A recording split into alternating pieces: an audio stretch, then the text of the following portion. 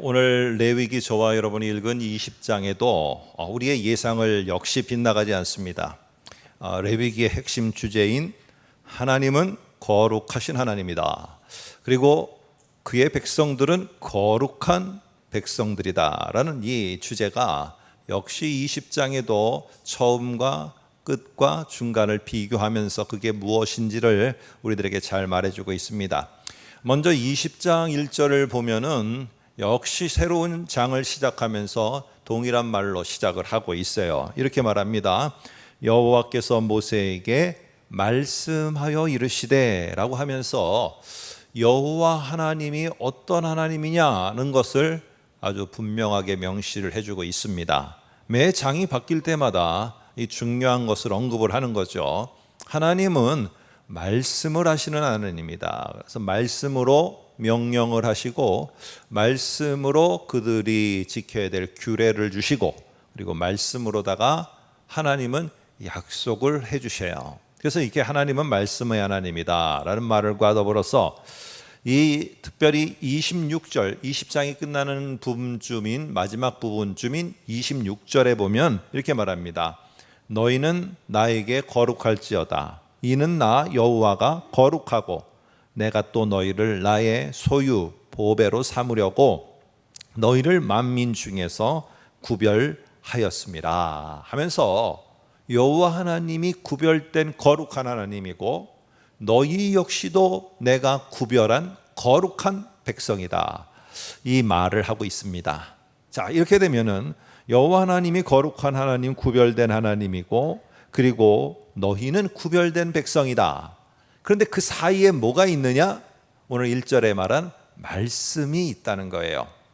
그러니까 하나님은 반드시 그의 백성을 인도하는 중요한 방법이 뭐냐면요, 이 말씀으로 한다는 거예요. 이게 당시에 지난주에 살펴본 것처럼 이 가나안 지역과 주변에 있었던 고대 근동 지역에 있던 신들과는 상당히 구별된 모습입니다. 이게 아주 구별된 거룩한 하나님만의 독특한 특성이에요.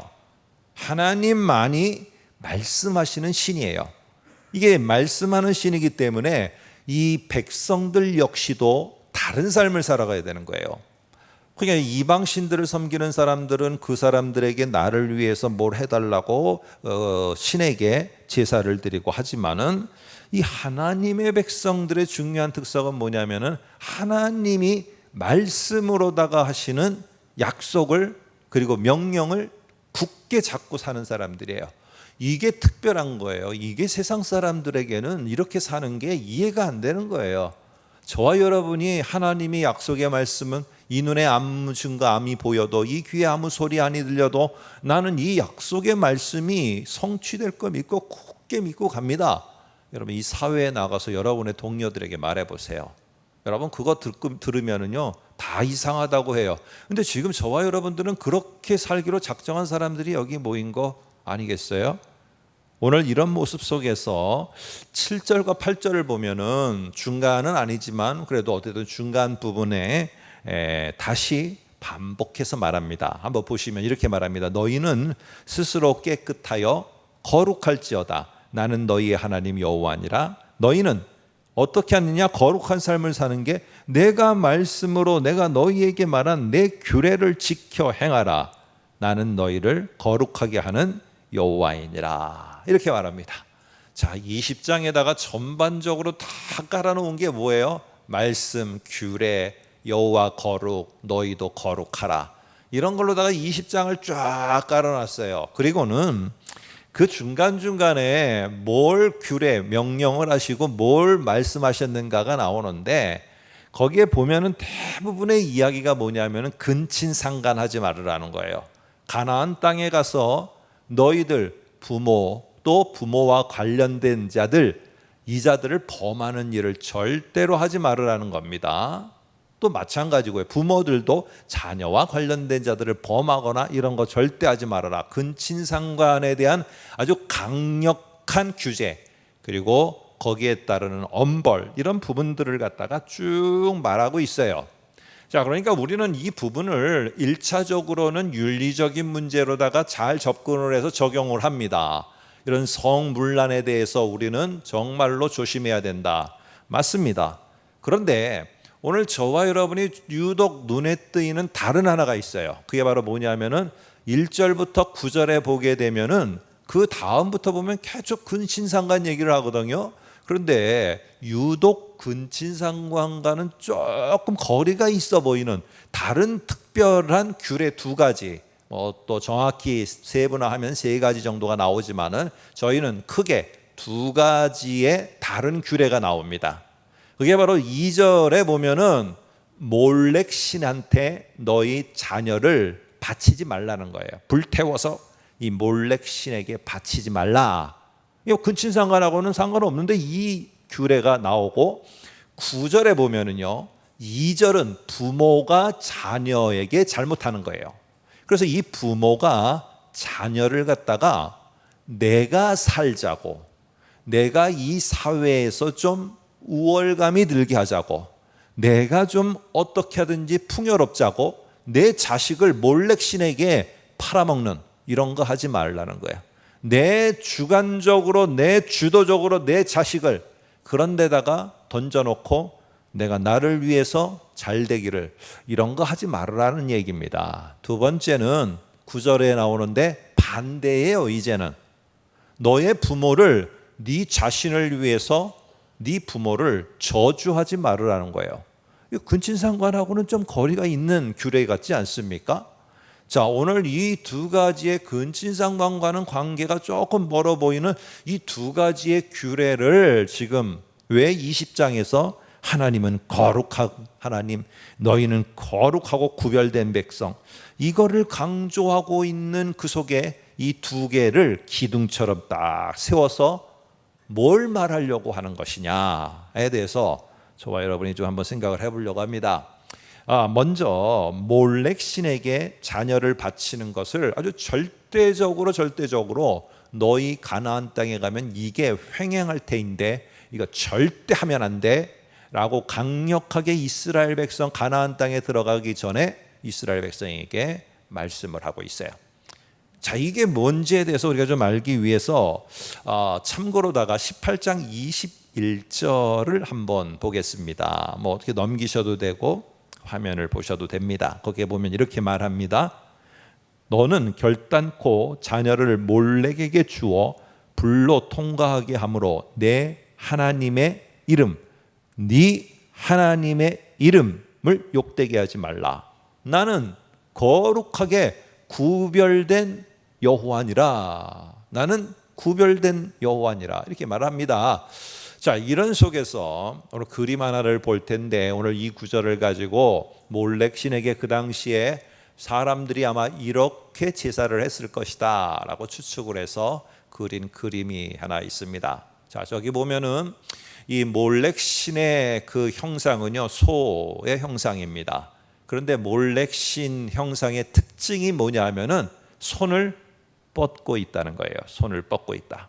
자, 그래서 이 손을 뻗고 있는데 이 자녀를 갖다가 그 손 위에다가, 저 신상의 손 위에다가, 팔이죠, 손 위에다가 올려놓으면은 자녀가 저기에서 떼굴떼굴 굴러갑니다. 그래서 어떻게 하느냐? 저 중앙에 타오르고 있는 불 속으로다가 자녀가 떨어지게 되어집니다. 자, 이렇게 해서 몰렉 신에게 제사를 드렸어요. 오늘 18장 21절을 자세하게 다시 보면은요, 이런 표현이 납니다. 너는 결단코 자녀를 몰렉에게 주어라고 말하는데, 정확하게 번역을 하면은 바치다입니다. 바치다. 하나님이 백성들에게 자녀를 주셨어요. 자녀를 줬을 때 첫 번째 자녀, 생산할 수 있는 곡식을 주실 때 첫 번째 소산, 이거를 하나님께 구별하여 드리도록 했어요. 뭐 그것만 그러면 하나님 것이냐? 아니고 모든 것이 하나님으로부터 온 것임을 인정하면서 하나님께 바치는 거예요. 근데 지금 하나님을 위해서 바쳐야 될 이 자녀를 지금 누구에게 바치고 있느냐? 똑같은 단어예요. 누구에게 바치고 있느냐? 몰렉 신에게 바치고 있다는 거예요. 누구 때문에? 나 때문에, 나를 좋게 하기 위해서 내 자신을 세상의 제물로다가 바치고 있다는 거예요. 내가 잘 되고 내가 명예롭기 위해서 바치고 있다는 사실이에요. 오늘 그런데 이보다 더 중요한 하나님의 가르침이 이 속에는 담겨져 있습니다. 그 단어 하나가 중요하기 때문에 그런데 자녀라는 단어예요. 자녀는 우리가 지금 생각하는 우리의 아들, 딸, 육신의 자녀이지만은 이 자녀를 표현하기 위해서 쓴 히브리어가 상당히 중요합니다. 그래서 그 히브리어는 뭐로 되어 있느냐? 이스라엘 말은 제라라고 되어 있습니다. 그냥 우리가 읽기 좋게 제라라고 있습니다. 근데 그 뜻이 뭐냐 하면은 씨, 후손, 자손이라는 뜻이에요. 그래서 이렇게 말하는 거 들었죠. 아브라함과 다윗의 자손 예수 그리스도의 세계라. 자, 이 말은 뭐예요? 아주 중요한 거죠. 아브라함, 다윗을 거쳐서 예수께 딱 귀결되는 거. 중요한 거죠. 이게 뭐기 때문에 이렇게 중요하냐? 오늘 자식을 갖다가 윤리적인 차원에서 내 자식을 갖다가 어떻게 이방신에 들여서 잡아 죽여서 불태워서 저렇게 하느냐? 이건 윤리적으로 말이 안 된다. 물론 맞지만은 이 쓴 단어 제라라는 단어 속 씨, 후손, 자손이라는 말 속에는요 조금 더 하나님과 하나님의 백성 사이의 관계가 잘 묘사되어 있어요. 자, 이거를 이해하기 위해서 우리 창세기에 제일 가깝게 표현된 그 표현 하나, 아브라함에게 썼던 구절을 한번 보겠습니다. 창세기 22장 17, 18절에 보게 되면은 이렇게 말합니다. 앞에 보세요. 내가 네게 큰 복을 주고 네 씨가 크게 번성하여 하늘의 별과 같고 바다의 모래와 같게 하리니 네 씨가 그 대적의 성문을 차지하리라. 또 네 씨로 말미암아 천하 만민이 복을 받으리니 이는 내가 나의 말을 준행하였음이니라. 자, 이 씨가 누굴까요? 이 씨가 물론 당연히 창세기에서의 그 씨는 아브라함의 자식 이삭입니다. 그런데 그것만 우리가 생각하는 게 아니라 창세기 12장에서 하나님이 뭐라고 아브라함에게 첫 번째 약속을 주셨느냐 하면요, 내가 너로 큰 민족을 이루고 라고 이렇게 말씀하셨어요. 얼마나 참 좋아요. 저 함께하는 자가 큰 민족을 이룰 정도로 이렇게 많아지니. 그런데 그 약속을 주셔놓고는 딱 그 아브라함의 가정이 이루어졌어요. 아브라함의 가정 속에 생긴 상황은 뭐냐면은 아브라함의 아내가 도대체 아이를 못 낳는 불임이네.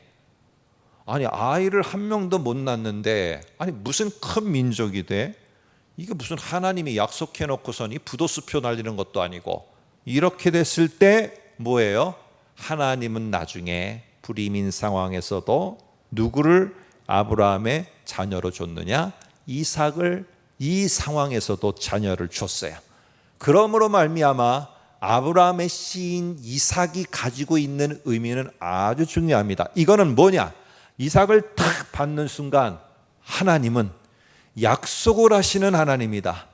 말씀으로 나에게 분명히 약속하셨고 이 말씀으로 나에게 약속해 주신 그것은, 그 약속은 어떠한 사람들이 조롱을 하건 모든 상황이 안 될 것 같은 상황이든 모든 여건이 불가능해 보이던 어떤 순간에도 하나님이 약속하신 것은 그 모든 상황을 뚫고 나가서라도 하나님은 성취하시는 하나님이다. 내 여건이, 내가 지금 육체가 쇠잔해여지고 내 가진 것이 없고 내가 사회에서 물러나니까 이제 나를 찾는 사람이 없어서 나에게 말씀하신 그 약속, 하나님이 약속을 주셨다면 내 상황이 어떻든지 나에게 찾아오셔 나를 통해서 나를 넘어서 하나님이 당신의 약속을 반드시 이루시는 분이다. 이 약속이 봐라 지금 시작되었다 하는 증거가 뭐냐? 이삭이에요. 그게 바로 뭐냐?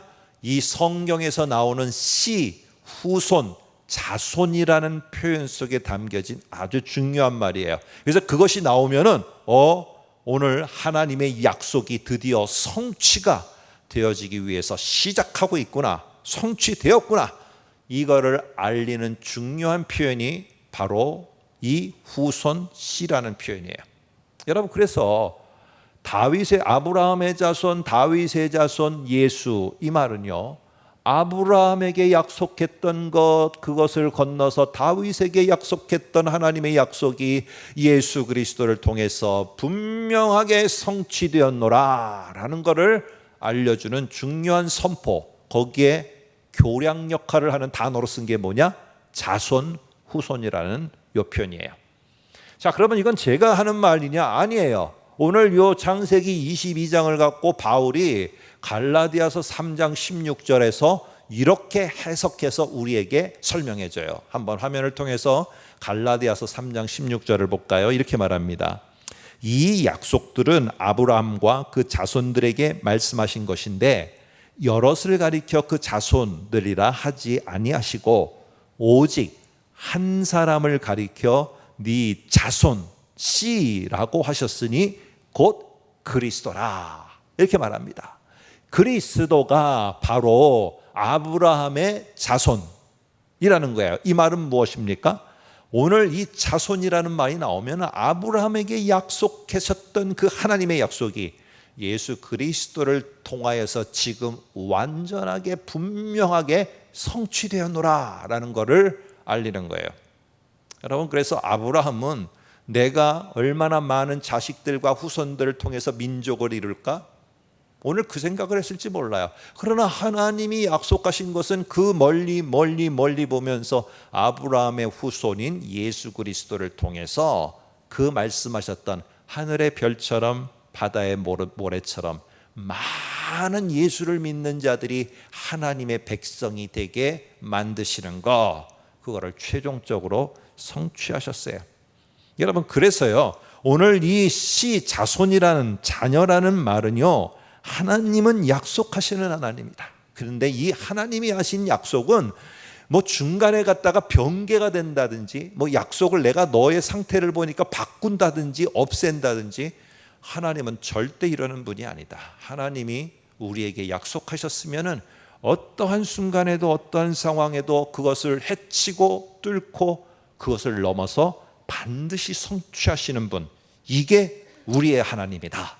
우리는 그렇기 때문에 이 세상이 어떻게 바뀌고 이 세상에 어떤 상황들이 열려지고 이 세상에 어떻게 나를 힘들게 하고 모든 시대에 따라서 상황들은 바뀔 수 있지만은 하나님의 거룩한 씨인 하나님의 자손, 하나님의 후손인 우리들은 절대로 말씀을 통해서 약속하신 이것을 저버리지 않고 이 가나안 땅에서 우리는 약속하신 말씀, 말씀하신 약속, 이거를 굳게 잡고 성취하실 그날을 바라보며 나는 살아간다. 이게 바로 우리 여호와 하나님을 믿는 이스라엘 우리의 모습이다 라고, 이렇게 너희들이 그 땅에 갔을 때 선포를 해야지. 이거 잊어버리면 절대 안 된다. 가면은 자꾸 비교해갖고 나는 없고 나는 부족하고 쟤네들은 잘 살고 쟤네들은 풍요롭네. 그럼 뭐야? 하나님이 나에게 말씀으로 약속하셨던 거 그게 이루어지기는 하는 거야 하면서 그거를 저버리는 일이 없도록 하나님의 거룩한 구별된 백성은 어떤 상황이 있어도 말씀으로 약속하신 것을 굳게 잡고 가는 거다. 그 시대, 그 세대, 네 세대에 그거를 못 볼 수도 있다. 그러나 그럼에도 다음 세대에 그것이 하나님이 분명히 약속하신 것은 이루시는 분이라는 것을 놓지 말고 이 땅을 떠날 때까지, 떠나더라도 그 약속은 하나님이 이루실 거니까 끝까지 붙잡으라는 게 오늘 이 20장의 전반적으로 이 큰 기둥들을 통해서 말씀하시는 거예요.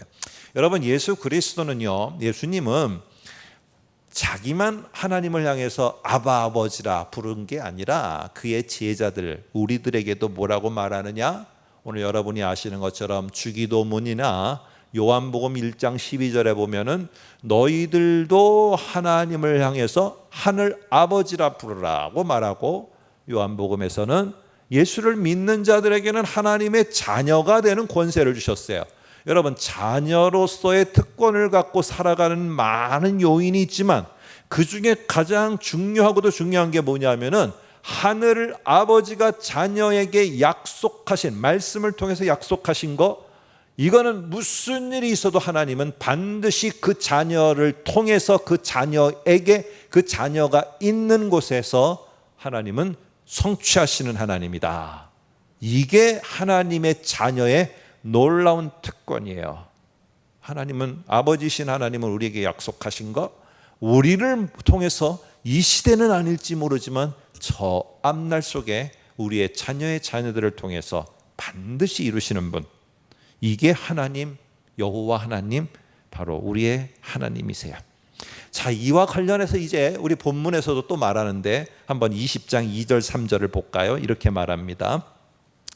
그의 자식을 몰렉에게 주면 반드시 죽이되 그를 그의 백성 중에서 끊으리니 이는 그가 그의 자식을 몰렉에게 주어서 내 성소를 더럽히고 내 성호, 거룩한 이름, 거룩한 장소, 거룩한 이름을 욕되게 하였습니다. 이렇게 말합니다. 먼저 이름에 대해서 우리가 먼저 생각을 했는데, 이름을 욕되게 한다, 뭐 그게 뭔지에 대해서 한번 생각해 보려고 합니다. 여기 보면은 18장 21절 그리고 오늘 20장 3절에 보면은 똑같은 표현들이 나옵니다. 앞에 화면을 통해서 비교해 보면은 네 하나님의 이름을 욕되게 하지 말라. 그 다음에 네 성소, 내 성소 거룩한 곳을 더럽히고 내 성호 거룩한 이름을 욕되게 하였습니다. 여러분, 성소를 더럽힌다, 이름을 욕되게 한다, 이거는 다른 표현이에요. 더럽힌다, 욕되게 한다, 다른 표현이에요. 그러나 이것이 추구하고 있는 의미는 똑같다는 거예요. 뭐를 여러분 말하려고 하냐?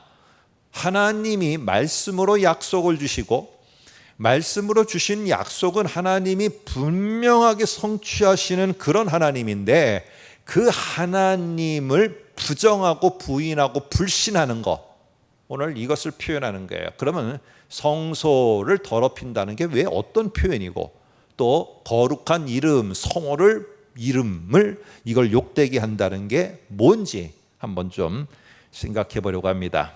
여러분, 이스라엘 사람들은요, 이렇게 그 사람의 특징이 있어요. 모세 하면은 뭐 물에서 건져서 뭐 하고, 또 아브라함 그러면은 뭐 열국의 아비 뭐 등등. 이 이스라엘 사람들은 이름을 부르게 되면은 그 이름이 가지고 있는 그 사람의 특징, 하는 일, 이런 게 있게 됩니다. 우리가 뭐 다 잘 아는 한 이름을 한번 소개할게요. 예수 하면은 마태복음 1장 21절을 그대로 가져오니까 자기 백성을 그들의 죄에서 구원할 자, 이렇게 말해. 그래서 예수, 나사렛 예수를 향해서 예수님 이렇게 하게 되면은 뭐라고 표현하는 거냐? 바로 당신은 우리를 죄에서 구원할 자이십니다, 이렇게 하는 거예요. 그런데 나사렛에서 같이 자란 사람들이 있었어요. 그 나사렛에서 같이 자라니까 예수가 누군지 뻔히 아는 거예요. 아니, 우리의 구원자라면은 왕궁에서 태어나야 되고 좋은 제사장 가문이나 왕 가문에서 태어나야 되는데, 아니 저 예수라고 하는 저기는 목수의 아들이에요. 이건 아무리 봐도 구원자가 아니에요. 그런데 그를 부를 때마다 예수, 예수, 우리의 구원자, 구원자, 이게 부르고 싶지 않은 거예요. 그걸 거부하는 거예요. 너는 구원자 아니야. 너는 구원자가 될 수 없어. 목수의 아들이기 때문에. 너는 초라한 나사렛에서 태어났기 때문에 나는 그렇게 인정할 수 없어. 부정해버리는 거예요. 그러면 어떻게 하느냐? 이름을 부르는 대신에 아버지를 앞에 대서 이렇게 말합니다. 요셉의 아들이 아니냐, 이렇게 말합니다. 여러분이 아시는 마가복음 10장에 나오는 바디메오도 전에 말씀드린 것처럼 바디메오는 사람 이름이 아니에요. 디메오의 아들이 아니냐, 이 말이에요. 그러니까 아버지의 이름을 부르고 뒤에 누구누구의 아들 아니냐라고 부르면은요, 그 사람 이름을 안 불러도 돼요. 그러니까 어떻게 해요? 그 사람을 무시해버리는 거예요. 그래서 바디메오는요, 거지로다가 아주 무시당하는 그 호칭이 뭐냐? 바디메오예요. 바디메오. 디메오의 아들 아니야? 아우 저거 이러면서 무시당하는 겁니다. 그런데 성경에서 예수님은 누구의 아들이라고 또 불리냐 하면은 이렇게 불리는 경우가 거의 없어요.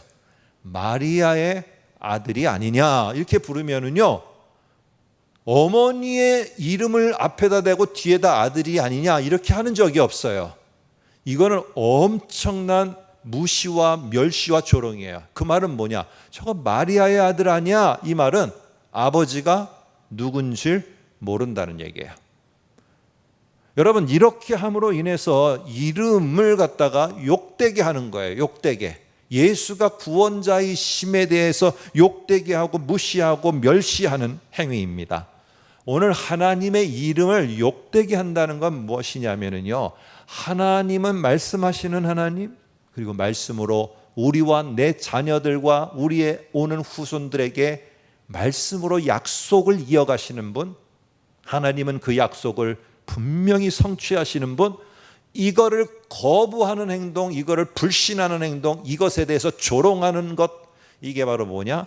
그것에 대한 표현이 몰렉에게다가 하나님이 우리에게 주어서 우리가 하나님께 받침이 되도록 하라고 한 이 자녀를 몰렉신에다가 던져버리는 거예요.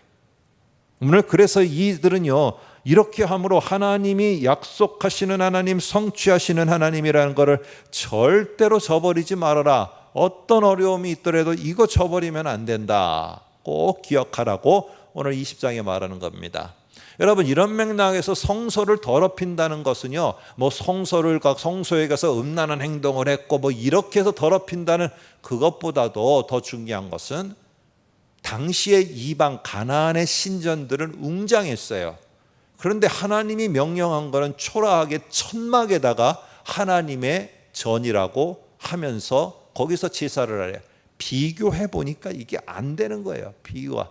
그러면 내 마음이 어디로 가요? 건물 좋은 데로 가는 거예요. 화려하고 뭔가 잘 꾸며져 있는 데로 마음이 가는 거예요. 그럴 때 혹여나 그런 것을 보고 천막이 초라하다고 하나님의 임재조차도 부인해버리는 이런 일을 하지 말으라는 겁니다.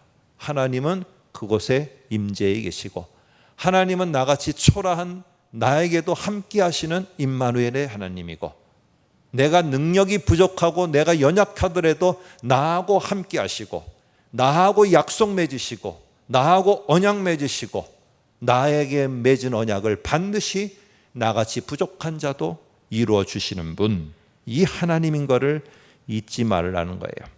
여러분, 하나님의 약속이 성취로 가고 있지 않는다는 생각이 막 들 때, 막 하나님이 내 약속해 주셔서 뭔가 시작을 했고 뭔가 달려갔는데 달려가면 달려갈수록 허공을 치는 것 같아서 정말 막막할 때, 이럴 때 눈에 보이는 거라고 방심하지 마시고 그거 덥석 잡으면 안 돼요.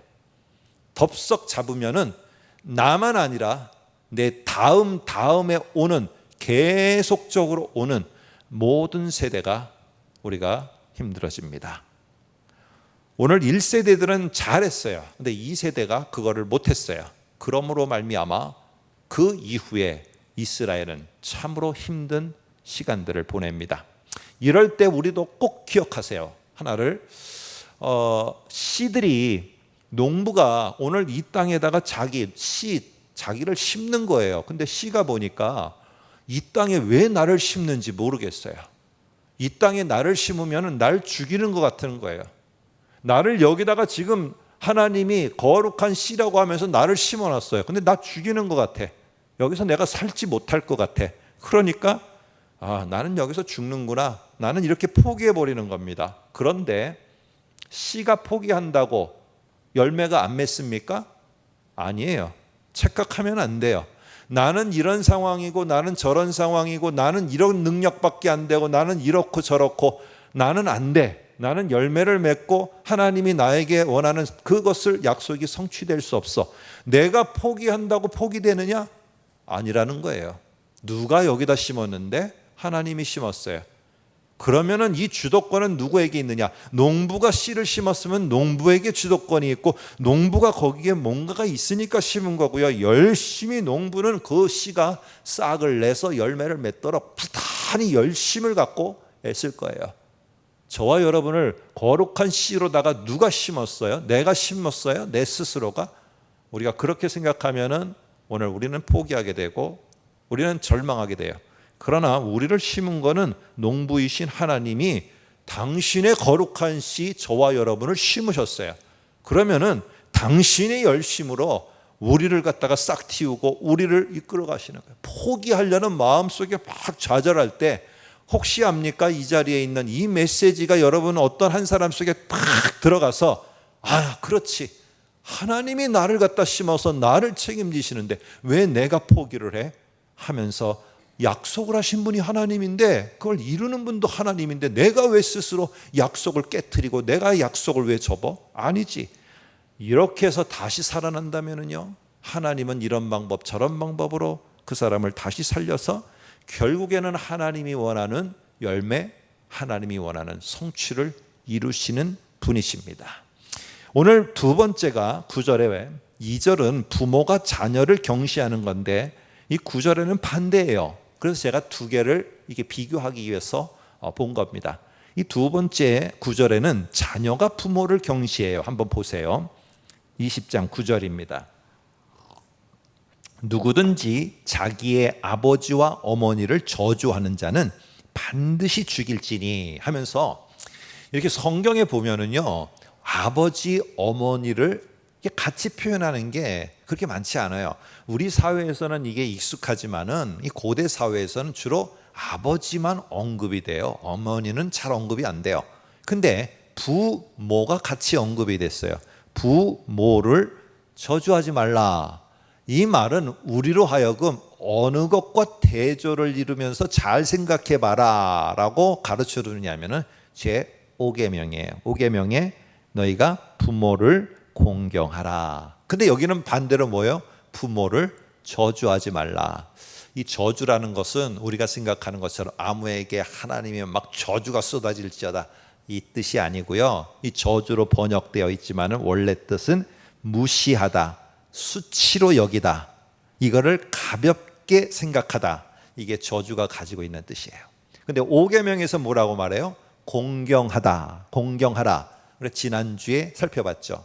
공경하라는 거는요, 아주 중하게 여기다, 소중하게 생각하다. 물론 부모님을 소중하게 생각하고 부모님을 무시하거나 수치로 여기면 안 된다, 이런 말이 분명히 그 속에 있습니다. 그러나 우리는 20장에서 하나님, 언약의 하나님, 거룩의 하나님과 거룩의 백성이라는 이 주제를 가지고 볼 때 오늘 이 부모의 뭐를 무시하고 경시한 거냐? 이 부모는 하나님께 받은 언약의 약속이 있어요. 근데 그 약속을 자녀에게도 그대로 하는 거예요. 하나님은 이렇게 우리에게 성취하셨다. 그러나 우리에게 약속하신 이 약속은 니네 세대에는 더 하나님이 확장시켜 나갈 것이다. 이걸 꼭 기억해라 했는데 이 자녀들이 그걸 듣고서는 경시, 천시 여기고 그거 갖고 돼요?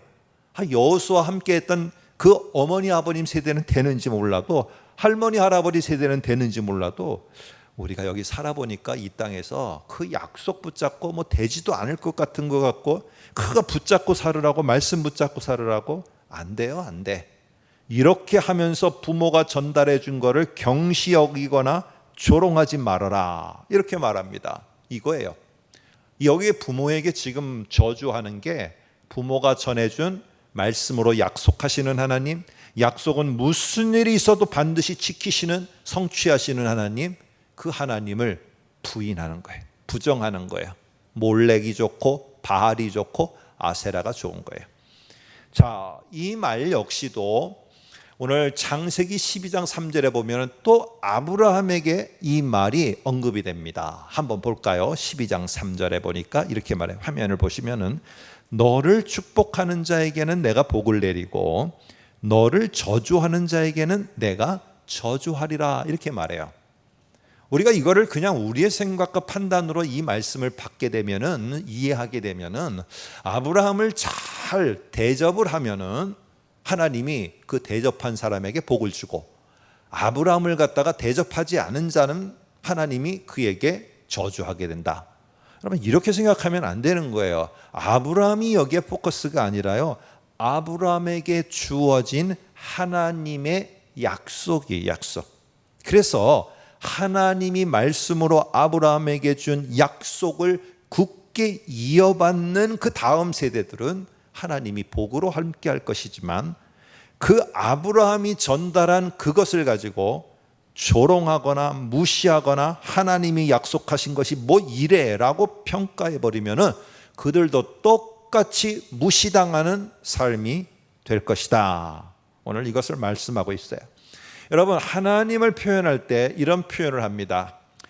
구약에 보면은 특별히 창세기에 또 뒤에 부분에 이제 계속 이어져서 나중에 보면은 아브라함과 이삭과 야곱의 하나님이요, 이렇게 말을 합니다.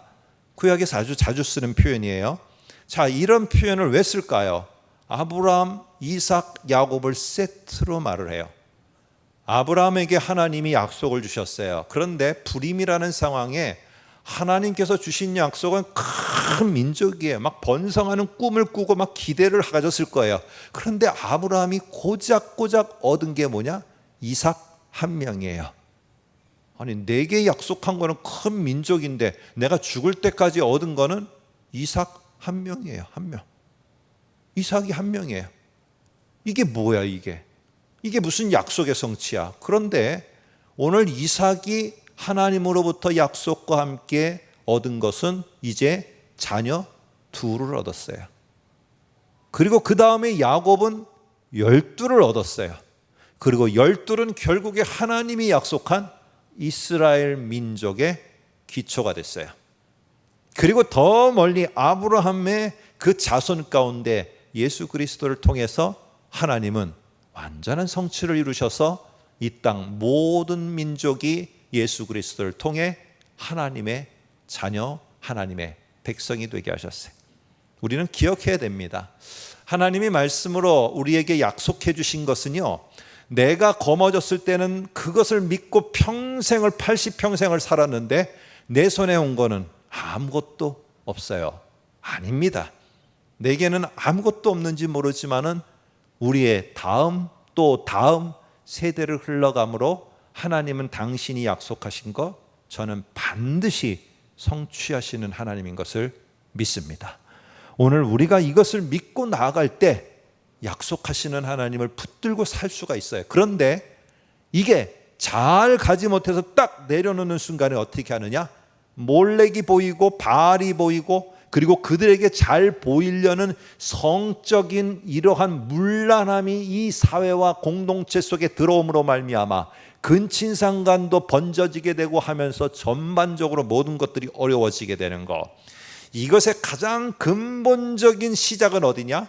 니네가 말씀하시고 말씀으로다가 약속하시는 하나님을 믿지 않은 것부터 시작된 것이고, 그 말씀하신 약속을 반드시 성취하시는 하나님을 믿지 않는 것부터 시작해서 지금 여기까지 나중에 문란함과 죄악과 그리고 모든 범죄가 관영하는 것들이 너에게 임하게 될 것이다. 오늘 이게 오늘 20장 속에서 말하고 있습니다. 여러분, 하나님은 우리에게 말씀으로 약속을 주세요. 힘들고 어렵고 나에게 무슨 말씀을 주셨는가? 무슨 약속을 주셨는가? 말씀으로 다시 돌아가시면은요, 그 속에서 주시는 게 있어요. 그런데 그 약속의 말씀을 부여잡고 내가 하나님께 기도하고 나아가지만 우리들 앞에 직면하는 상황은 그 약속이 성취되는 것과는 좀 거리가 먼 상황들이 내 앞에 직면해요. 그런데 그때 기억하세요. 그때가 바로 뭐를 보여야 될 때냐? 나는 그럼에도 구별된 거룩한 백성이라는 걸 보여야 될 때예요. 그게 어떤 백성이냐, 어떤 모습이냐? 역시 말씀으로 주신 약속을 나는 끝까지 믿고 내가 이 땅을 떠날 때 아무 것이 내 눈에 보이지 않더라도 나는 그것을 붙잡고 살아갑니다. 이게 세상 사람과 다른 거룩한 구별된 백성의 삶입니다. 오늘 성경 한 구절, 어렵고 힘든 가운데서도 우리가 어떻게 살아야 되는지 우리 한 구절을 보면서 말씀을 마치겠습니다. 이사야 6장 13절입니다. 앞에 화면을 보시고요. 참으로 힘든 시대를 살았던 유다입니다. 유다 나라 속에 이 말씀이 이사야를 통해서 주어집니다. 밤나무와 상수리 나무가 배임을 당하여도, 다 배임을 당하여도 그 구루터기는 남아있다. 이것과 같이 하나님의 거룩한 자녀들, 거룩한 씨가 이 땅에 다시 소망을 주고 새싹을 틔우고 줄기를 만들고 열매를 맺게 할 구루터기와 같은 것, 이게 바로 너와 나, 우리 하나님의 거룩한 씨 우리들이다. 기도하겠습니다.